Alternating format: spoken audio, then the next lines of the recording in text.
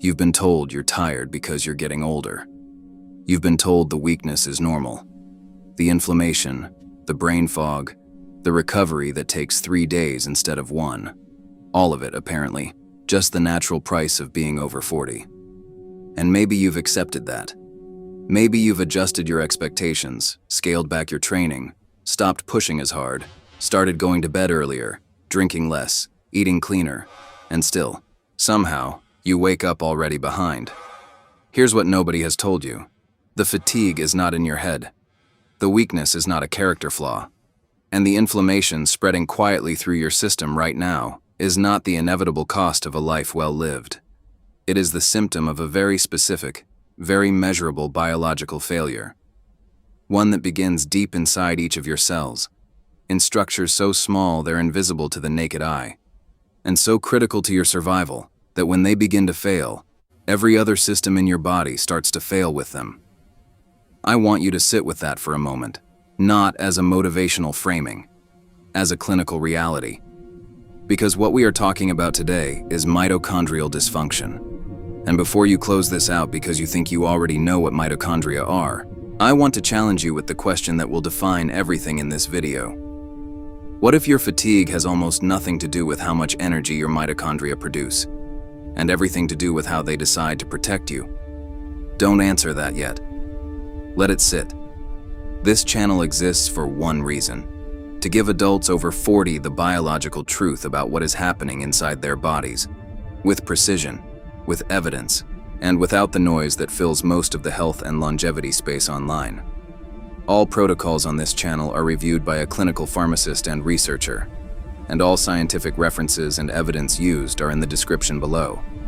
Every claim you hear today has a citation. Every mechanism has been verified. You are not being sold a feeling. You are being given a framework. Now, back to that question. You've probably heard that mitochondria are the powerhouses of the cell. That phrase is technically accurate and functionally useless. It tells you what mitochondria produce, but nothing about what they control. And here is the thing that changes everything once you understand it. Mitochondria are not passive generators sitting in the background, converting food into energy. They are active decision makers. They are the central command of your cellular stress response. They determine whether your immune system activates or stands down. They regulate the signals that drive inflammation, apoptosis, hormonal output, and metabolic rate. They are in constant communication with your nucleus, sending and receiving signals that determine in real time whether your body is building or breaking down. So when your mitochondria start to dysfunction, and after 40, in the vast majority of people who are not actively working against it, they do, the consequences are not limited to feeling tired after a long day.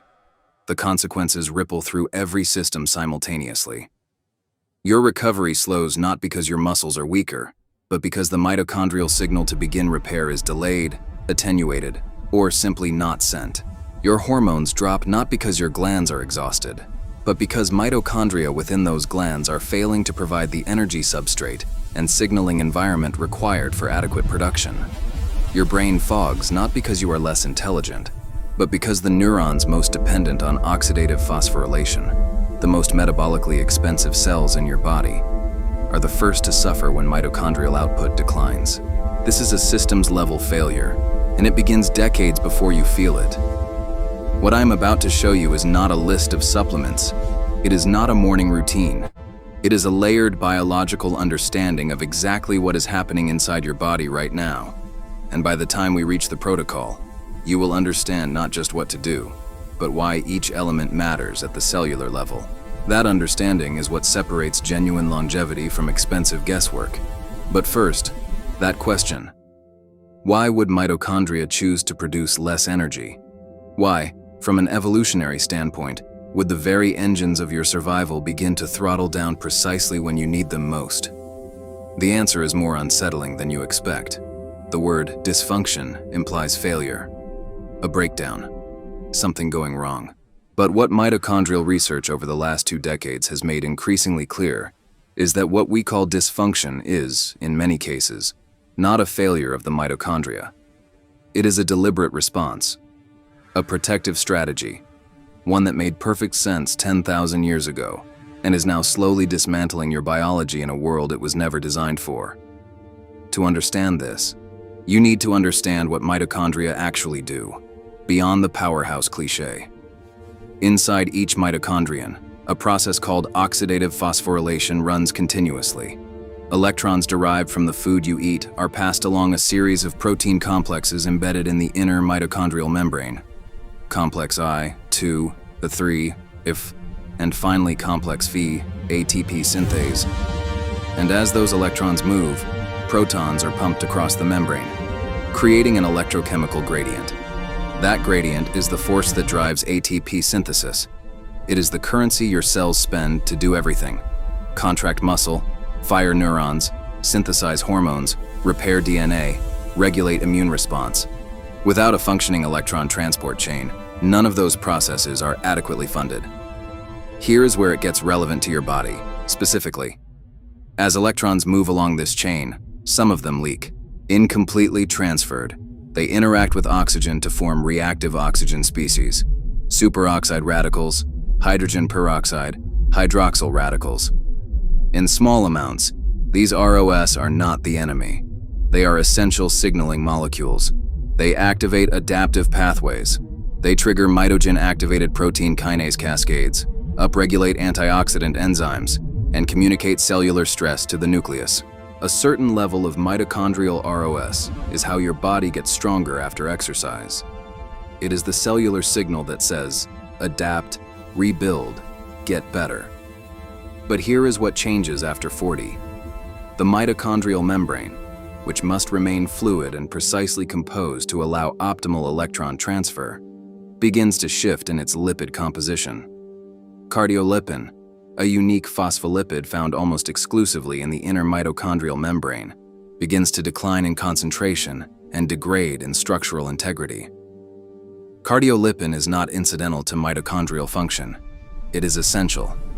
It stabilizes the protein complexes of the electron transport chain. It maintains the curvature of the inner membrane, the cristae, that maximizes the surface area for ATP production.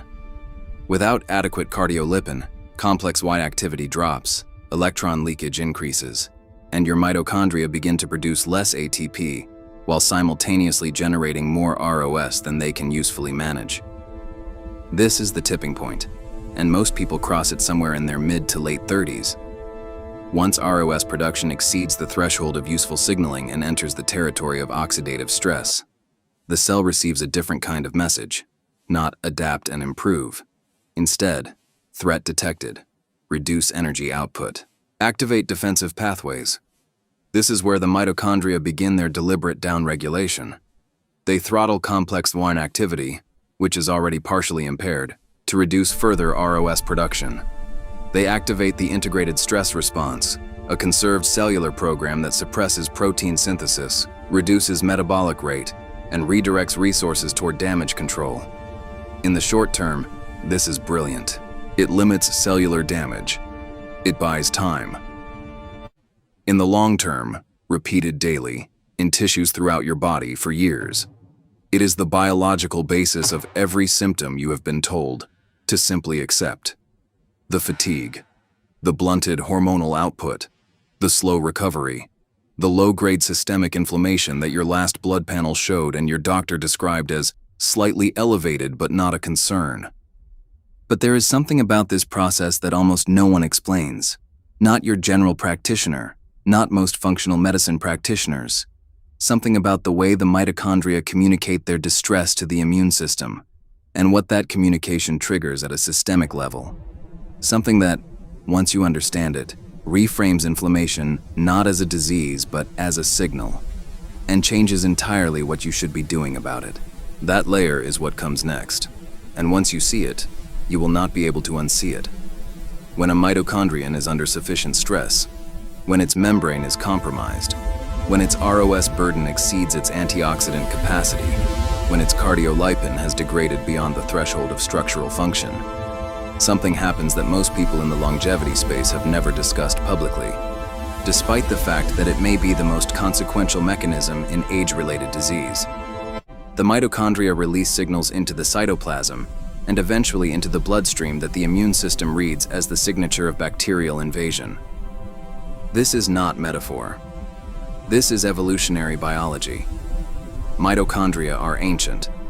They were approximately 2 billion years ago, free-living bacteria, alpha proteobacteria, to be specific, that were engulfed by a proto-eukaryotic cell and, rather than being digested, formed a symbiotic relationship that eventually became obligate.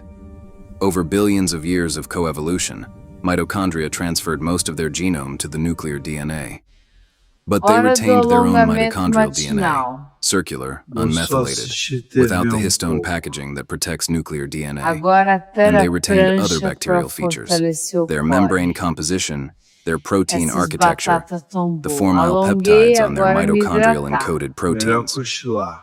When mitochondria are damaged and their contents leak into the cytoplasm or extracellular space through a process called mitochondrial permeability transition, or through outer membrane rupture during apoptotic signaling, the immune system encounters these bacterial signature molecules and responds as it evolved to respond, with an inflammatory cascade. Circulating mitochondrial DNA activates toll-like receptor 9, the same pattern recognition receptor that detects bacterial and viral DNA. Formyl peptides activate formyl peptide receptors on neutrophils and macrophages, triggering chemotaxis and cytokine release. Cardiolipin fragments, the very same degraded cardiolipin from the inner membrane, act as danger-associated molecular patterns, DAMPs, amplifying the NLRP3 inflammasome, which then cleaves pro-IL-1V and pro-IL-18 into their active inflammatory forms. This is the origin of what researchers now call sterile inflammation. Inflammation in the complete absence of infection, driven entirely by the immune system's misidentification of your own damaged mitochondrial components as foreign invaders. And this is the mechanism behind what your blood work shows as elevated HSCRP, elevated IL-6, elevated TNF-alpha, the low-grade systemic inflammatory signature that appears in virtually every adult over 50 with significant fatigue, metabolic dysfunction, or degenerative disease. It is not a separate problem from the mitochondrial issue. It is the same problem, viewed from the immune system's perspective. Now here is where the receptor dynamics become critical, and where the cascade that follows becomes self-reinforcing in a way that makes passive recovery nearly impossible. TNF-alpha and IL-6, once released, do not simply circulate harmlessly. They bind to receptors on mitochondrial membranes themselves, specifically TNF receptor 1, which when activated initiates a signaling cascade through ceramide, JNK, and NF-κB that further suppresses complex 1 activity, increases mitochondrial membrane permeability, and promotes additional ROS production. The inflammation caused by mitochondrial damage feeds back directly into the mitochondria, causing more damage, which causes more inflammation, which causes more damage. This loop has a name in the research literature. It is called the mitochondria inflammation cycle. And once it is established in a tissue, whether that tissue is skeletal muscle, cardiac muscle, hippocampal neurons, or the beta cells of your pancreas, breaking it requires more than rest, better sleep, or a cleaner diet. It requires targeted intervention at the molecular level. But before we get to what that looks like, there is one more layer to this architecture that you need to understand. Because the mitochondria inflammation cycle does not operate in isolation. It is in constant dialogue with your endocrine system, specifically with the hormonal axes that have already been declining since your mid-30s. And when those two systems intersect, the consequences are not additive. They are multiplicative. That intersection is where the mechanism becomes personal, and it may explain something about your body that no one has been able to explain to you yet. The conversation between your mitochondria and your endocrine system begins before you are symptomatic. It begins, in fact, at the cellular level of the organs that produce your hormones. And it is bidirectional, which means that mitochondrial dysfunction drives hormonal decline, and hormonal decline accelerates mitochondrial dysfunction. This is the loop inside the loop, and understanding it changes the entire approach to hormonal optimization after 40. Start with testosterone, because the evidence here is both robust and underappreciated. Testosterone biosynthesis, the actual conversion of cholesterol to testosterone in Leydig cells in men, and to a lesser degree in ovarian theca cells and adrenal tissue in women, is an energy-intensive process that depends entirely on mitochondrial function. The first and rate-limiting step of steroidogenesis is the transport of cholesterol from the outer to the inner mitochondrial membrane, executed by the steroidogenic acute regulatory protein, STAR. This transport process requires ATP.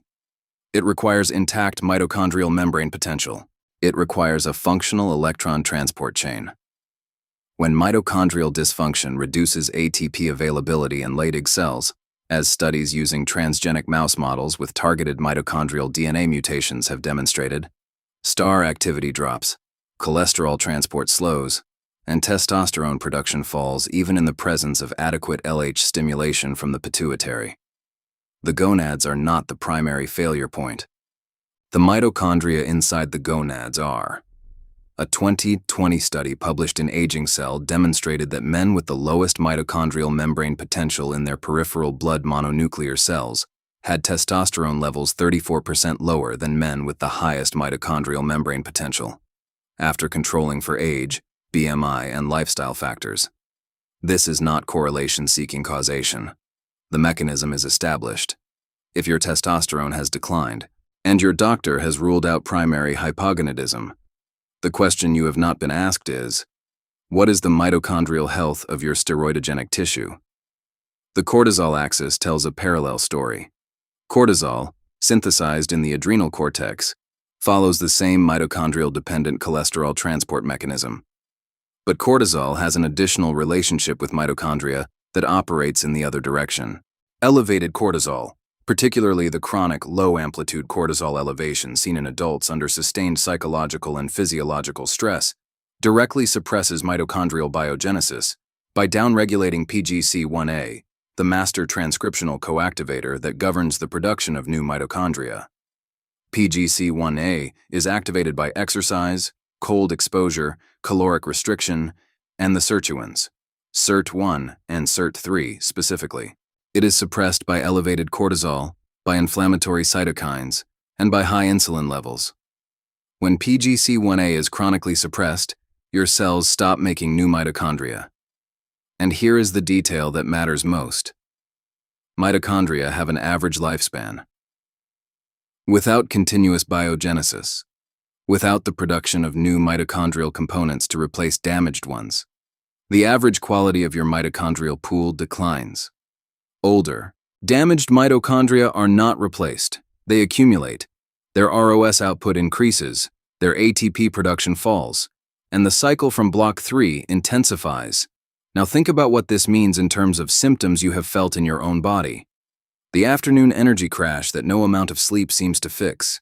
That is not low blood sugar. That is the nadir of mitochondrial ATP output intersecting with the natural cortisol decline of late afternoon in a system with insufficient mitochondrial reserve. The muscle soreness that lingers 3 days after a moderate training session, that is not a recovery problem. That is inadequate mitochondrial-driven satellite cell activation, because satellite cells, the muscle stem cells responsible for repair, require mitochondrial-mediated signaling to differentiate and fuse. The libido that has faded quietly but consistently, that is not psychology. That is STAR protein activity in steroidogenic tissue. These experiences have a mechanism. They are not arbitrary. They are not aging. They are a measurable biochemical state that can be measured, addressed, and in many cases significantly reversed. But understanding the hormonal mitochondrial interaction is still only half the picture. Because there is a third layer, one that operates not at the level of energy production or hormonal synthesis, but at the level of the genome itself, that determines whether the mitochondrial dysfunction you carry is passed forward in your own biology, year after year, cell division after cell division, until what began as a functional impairment becomes a structural one. That layer is where the most powerful interventions operate. And it is where almost everyone, including most practitioners, is not yet looking. Every time one of your cells divides, the mitochondria within it must also replicate. Mitochondrial DNA, that small, circular, bacterial remnant genome encoding 13 critical subunits of the electron transport chain, must be copied accurately and distributed between daughter cells. This process is not governed by the same high-fidelity machinery that protects nuclear DNA. Mitochondrial DNA replication lacks the robust proofreading mechanisms of nuclear replication, and it operates in close proximity to the electron transport chain, meaning it is continuously exposed to the highest concentration of ROS in the entire cell. The result is a mitochondrial mutation rate, approximately 10 to 20 times higher than nuclear DNA. And over decades of cellular life, these mutations accumulate. Some are benign. Some impair the function of specific electron transport chain subunits. And once the proportion of dysfunctional mitochondria in a cell, what researchers call the heteroplasmy threshold, exceeds a critical level, typically between 60 and 90% depending on the tissue, the biochemical phenotype shifts from compensated to overtly dysfunctional. This is the epigenetic and genomic layer of mitochondrial aging, and it intersects with peptide biology in ways that the longevity research community is only beginning to articulate. The NAD+ axis is where this becomes actionable. NAD+, nicotinamide adenine dinucleotide, is not simply a supplement trend. It is the central coenzyme of mitochondrial energy metabolism, serving as the primary electron carrier in oxidative phosphorylation, and as the essential substrate for the sirtuin deacylases, SIRT1, SIRT3, and SIRT5, that regulate mitochondrial biogenesis, antioxidant defense, and mitochondrial protein acetylation status. SIRT3, specifically, is the primary mitochondrial sirtuin. It deacetylates and activates complex I and complex III subunits. It activates MnSOD, manganese superoxide dismutase, the primary mitochondrial antioxidant enzyme. It activates LCAD, the long-chain acyl-CoA dehydrogenase responsible for fatty acid beta-oxidation inside the mitochondrial matrix. When NAD+ falls, as it does by approximately 50% between age 20 and 50 in most tissues, according to data from Sinclair's lab at Harvard, and confirmed by independent groups, SIRT3 activity drops proportionally, and every system it regulates begins to lose tone. But NAD+ precursor supplementation, NMN, NR, while useful, is not the complete picture. Because the availability of NAD+ to the mitochondria is not simply a function of how much you consume. It is also a function of how much is being consumed by competing pathways, specifically by PARPs, the poly-ADP ribose polymerases that are activated by DNA damage, and by CD38, an ectoenzyme whose expression rises dramatically with inflammation and aging, and which consumes NAD+ at a rate that can outpace even aggressive precursor supplementation. This is where the interaction with peptides becomes precise.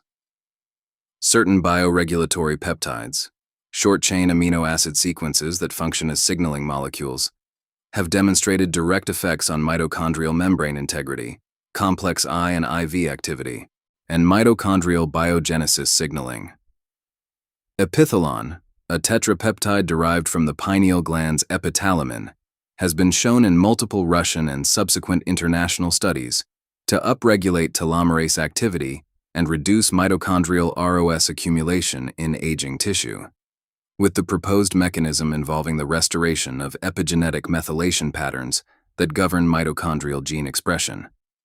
SS31, a mitochondria-targeted antioxidant peptide, specifically localizes to cardiolipin in the inner mitochondrial membrane, stabilizes Christie architecture, reduces electron leakage, and has demonstrated restoration of ATP production in aged cardiac and skeletal muscle tissue in animal models and early human data. These are not marginal effects, they are structural, addressing the membrane, the electron transport architecture, and the genomic maintenance layer simultaneously. And taken together with what we've covered, the cardiolipin degradation, the sterile inflammatory cascade, the hormonal mitochondrial loop, and now the epigenetic and peptide signaling layer, a coherent picture is emerging. Not of decay, but of a system under a specific kind of pressure, responding in a specific way that can be addressed with specific, layered interventions. The next block is where those layers connect. Let's step back now and look at what you have just built.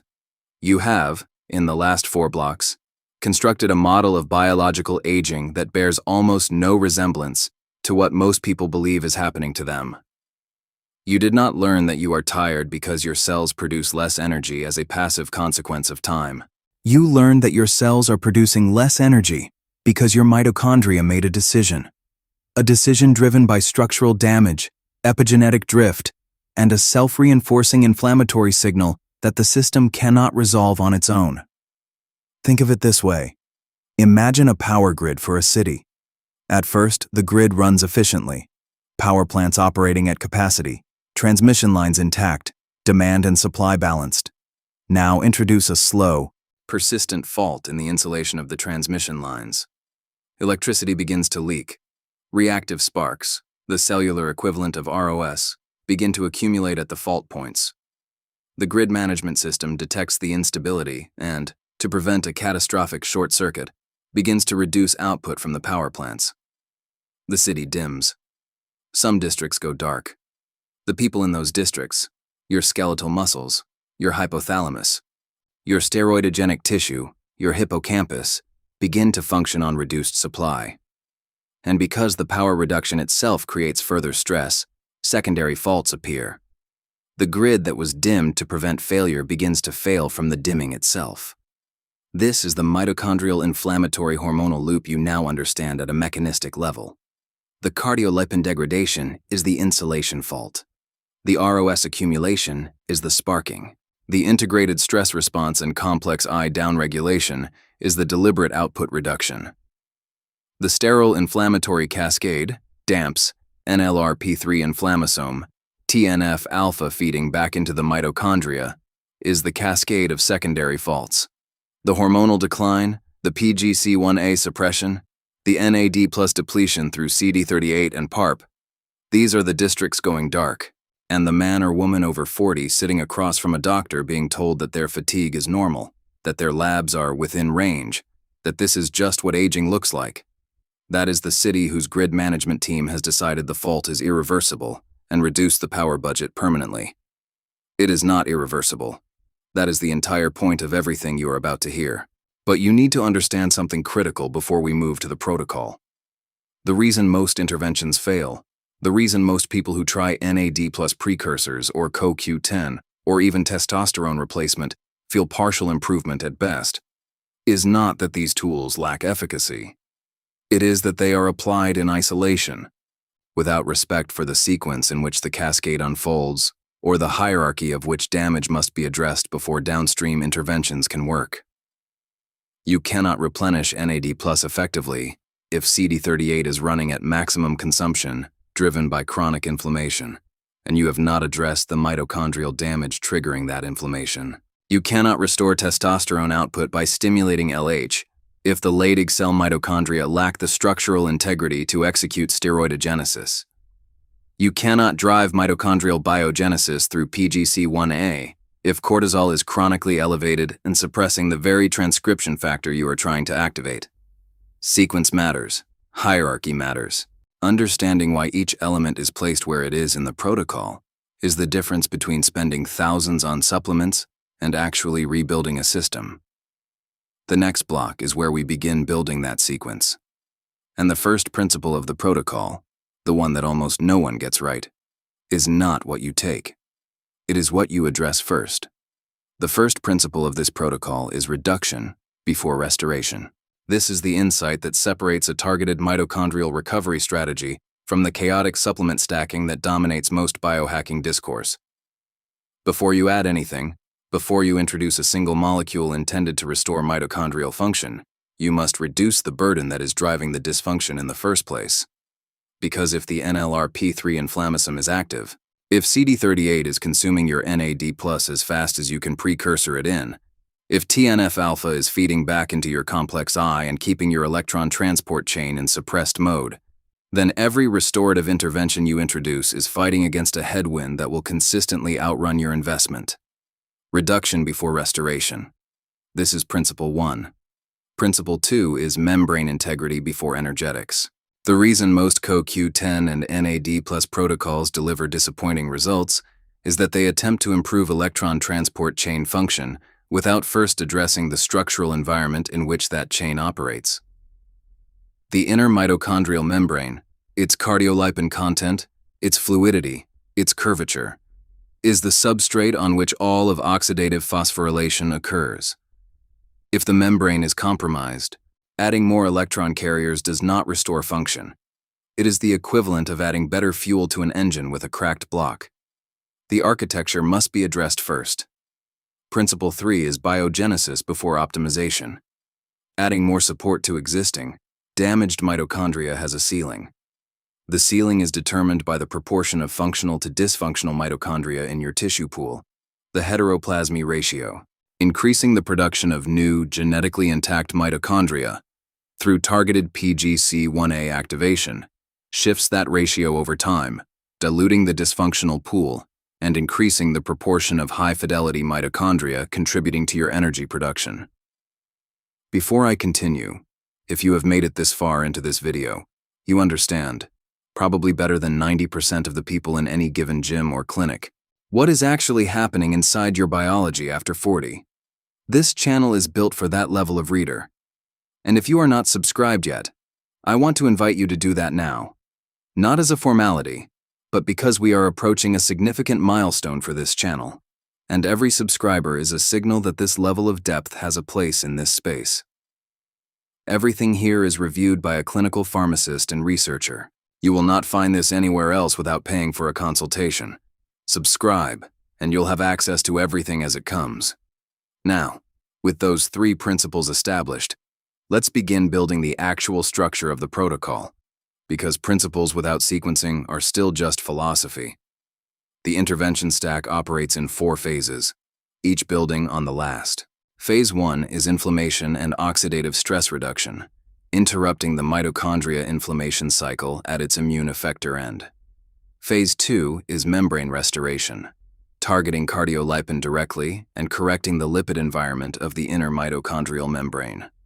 Phase 3 is energetic restoration, replenishing NAD+ in the context of suppressed CD38 activity, reactivating SIRT3, and restoring complex I tone. Phase 4 is biogenesis and epigenetic signaling, activating PGC1A, introducing mitochondria-targeted peptides, and rebuilding the long-term mitochondrial pool. Each phase has a specific set of agents, timings, and mechanisms. The complete specification, dosages, windows, sequencing considerations, and the clinical reasoning behind each element is what the next block contains. Phase 1. Interrupt the inflammatory cascade.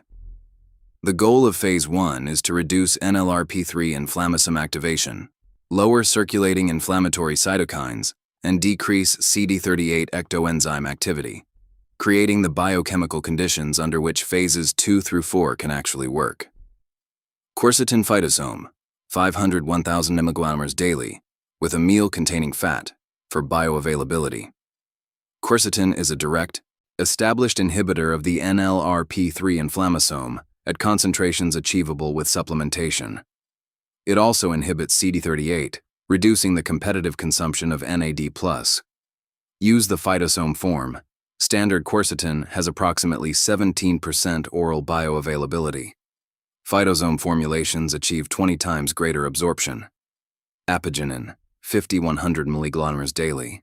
Apigenin is a flavone that inhibits CD38 with comparable or superior potency to quercetin through a complementary mechanism, relevant because CD38 inhibition is dose and isoform dependent, and combining 2 inhibitors at moderate doses outperforms either at high doses alone.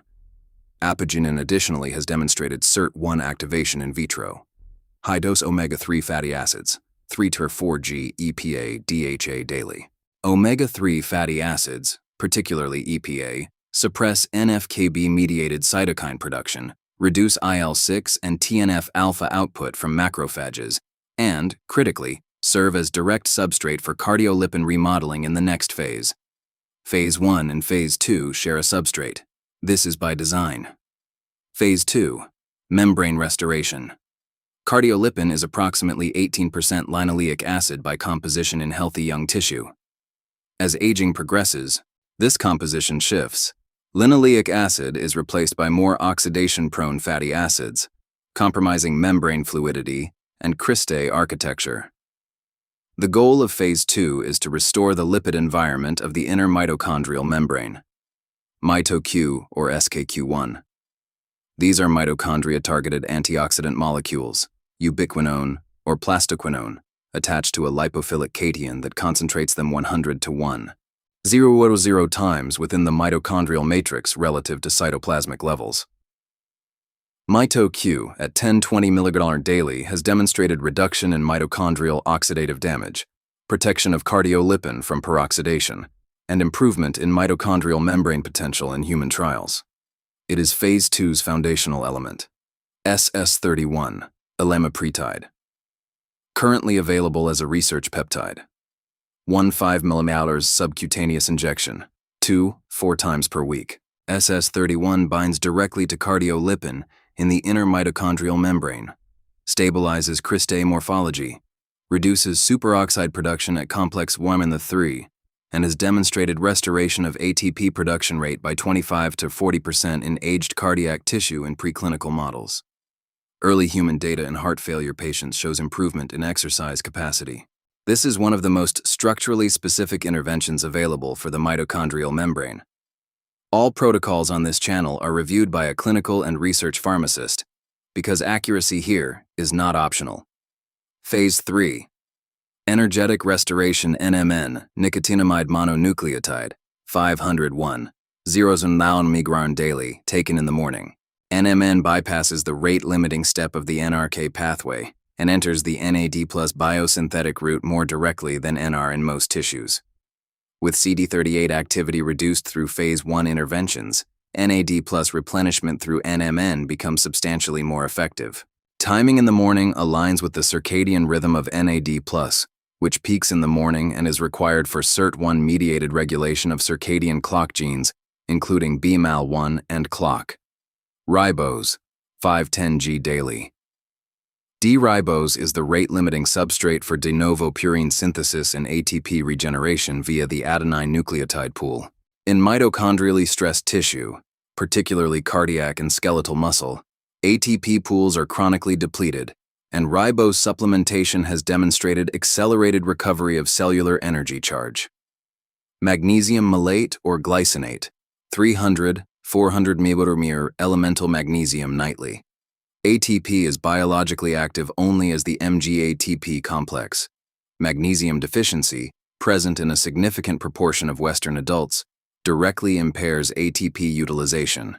Malate additionally feeds the TCA cycle at the fumarate malate step, increasing substrate availability for oxidative phosphorylation. Phase 4. Biogenesis and epigenetic signaling. PGC1A activation protocol. Zone 2 cardio, 45-60 minutes, 4 times weekly, at an intensity where you can hold a conversation but are working. Zone 2 is the specific intensity that maximally activates mitochondrial biogenesis through the AMP kinase and SIRT1, PGC1A axis, without the cortisol elevation that blunts biogenesis in high-intensity training. This is non-negotiable. No supplement activates PGC1A as powerfully or as physiologically as sustained, moderate aerobic work. Epithalon, 10 mg subcutaneous, twice daily for 10 consecutive days, twice per year.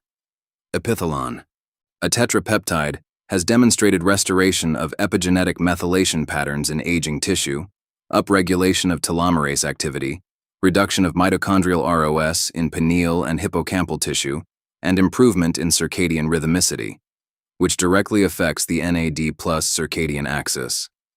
It is the epigenetic anchor of Phase 4. Cold exposure, 3 to 5 minutes in cold water at 10 to 15 degrees C, 3 times weekly. Cold exposure activates AMPK and PGC1A independently of exercise, upregulates UCP1 and UCP3, uncoupling proteins that, paradoxically, can improve mitochondrial efficiency in metabolically active tissue, and acutely suppresses inflammatory cytokine output. Intermittent fasting, 16, 8 minimum.